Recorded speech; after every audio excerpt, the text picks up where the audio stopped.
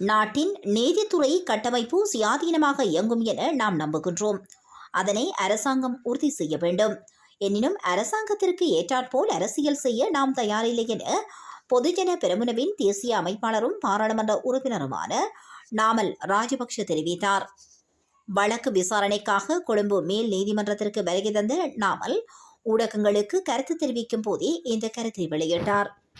இதன்போது மேலும் தெரிவிக்கின்ற போது, நல்லாட்சி அரசாங்கத்தின் காலப்பகுதியில் நிதி குற்ற விசாரணை பிரிவினால் எமக்கு எதிராக வழக்குகள் தாக்கல் செய்யப்பட்டன. எனினும் நாட்டின் நீதித்துறை கட்டமைப்பு சுயாதீனமாக இயங்குவதாக நாம் நம்புகின்றோம். எனவே நீதித்துறையின் சுயாதீனத்தன்மையை அரசாங்கம் பாதுகாக்க வேண்டும்.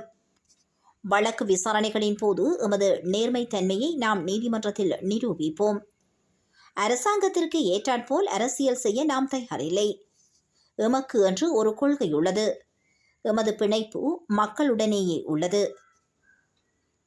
தேசிய மக்கள் சக்தி அரசாங்கம் தனது கன்னி வரவு செலவு திட்டத்தை சமர்ப்பித்துள்ளது அல்லவா என கேட்கப்பட்ட கேள்விக்கு ரணில் விக்ரமசிங்கவினால் தயாரிக்கப்பட்ட வரவு செலவு திட்டமே தற்போது ஜனாதிபதி அனுரகுமார திசாநாயக்காவினால் சமர்ப்பிக்கப்பட்டுள்ளது. இது வரவேற்கத்தக்க விடயமாகும். எனினும் தேர்தல் காலங்களில் அவர்களால் வழங்கப்பட்ட வாக்குறுதிகள் இதில் உள்ளடக்கப்பட்டுள்ளதா என்பதை வாக்களித்த மக்கள் புரிந்து கொள்ள வேண்டும்.